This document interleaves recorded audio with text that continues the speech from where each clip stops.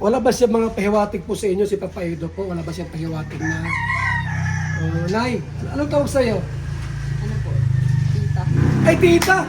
Hindi, normal yun. Normal yun. Pag tita, bakla yan. Normal naman yun. Minsan po tita, minsan po nay. Yan. Wala ba siyang pahiwatig na, Nay, pwede ko bang, ano, kung sakali man ako po ay mag-asawa, pwede ba yung anak niyo nang asawahin ko? Ganong salita.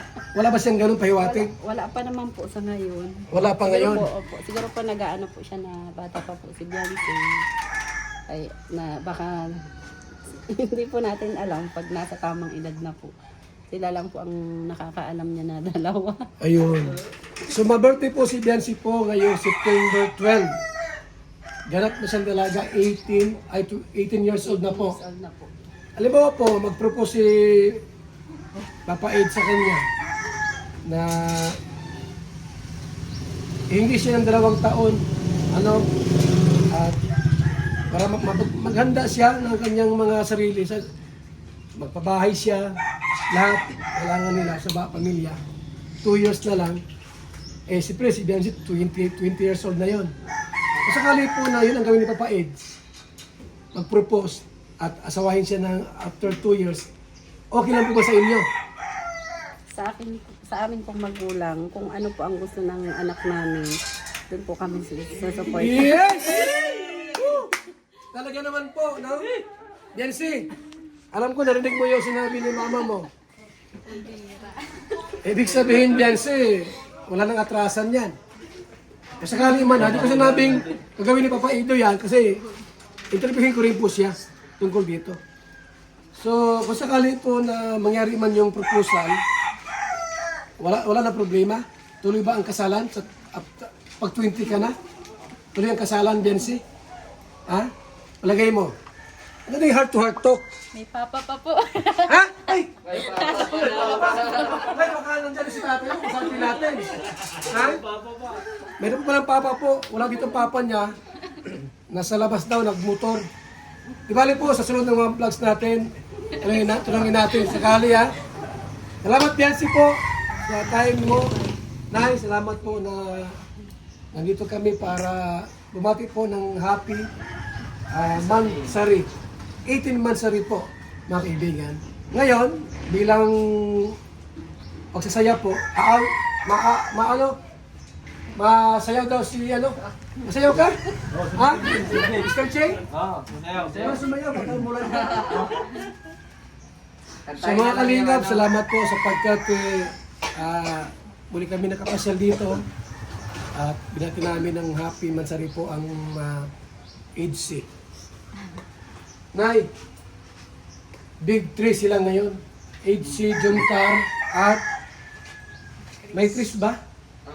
Kasi yung Danjoy na yun, wala na. Nalungkot din ako kasi di mo man pwedeng ano yun, no? May mali si Papa Dan. Siyempre, may edad na 32 na yun. Kailangan niyang lumagay sa buhay ng asawa. Nay, si Papa Eds, ilan taon na? Papa Eds. 29. Ilan? 29. 29 pa? Akala ko 33 na yun. Ay, si Jomar pala. So, Nay, anong masabi mo? Baka sakali si Papa Eds ay makabuntis. Anong masabi mo? Baka iyak si Biancy. Ano? Biancy, baka umiyak ka? Ha? Pupunta si Papa Eds. Tapos malaman mo, may buntis na. Huwag naman sana mangyari, no? Kasi mawala ang Eds eh. Huwag naman sana pong mangyari yon. Magsabi na po bago may Oh. Magsabi na muna bago gumawa. Ha? para walang masaktan. Oh, yes! Grabe. Pero yan sa palagay mo, naka-age na lahat yung lalaking hinahanap mo. So, ugali, ganun. Palagay mo lang, ano masabi mo kay Papa Edo? Meron na po. Ha?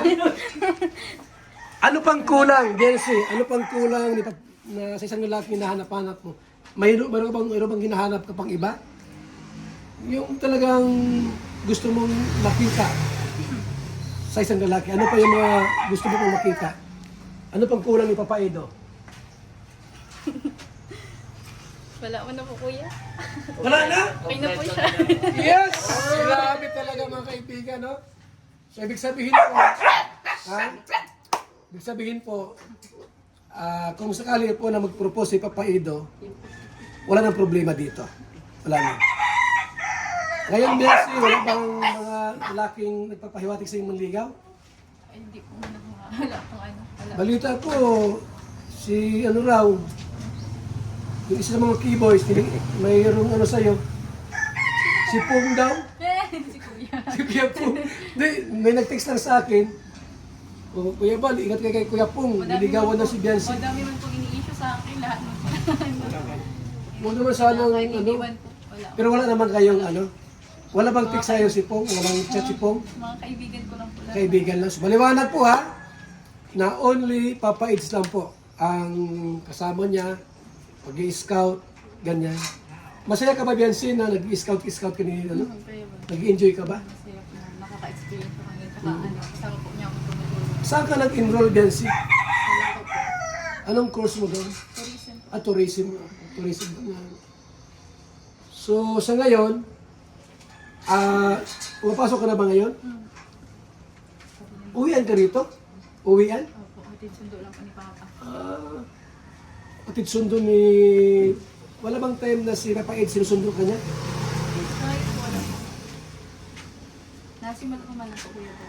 Okay. Nag-tricycle lang kayo? Motor po. Motor. Ito ang gamit niyo? Opo, yung bigyan niyo po kaya ba? Thank you. Ano yan? Mag-gamit lang kayo. Paano pag umuulan? Hindi Yan, po, sir. hindi po man po namin nasasaktan na maulan. Umuulan. So ingat lang kayo sa pagmumotor kasi alam mo na, medyo delikado ang motor po pag ganyang madulas ng kalsada.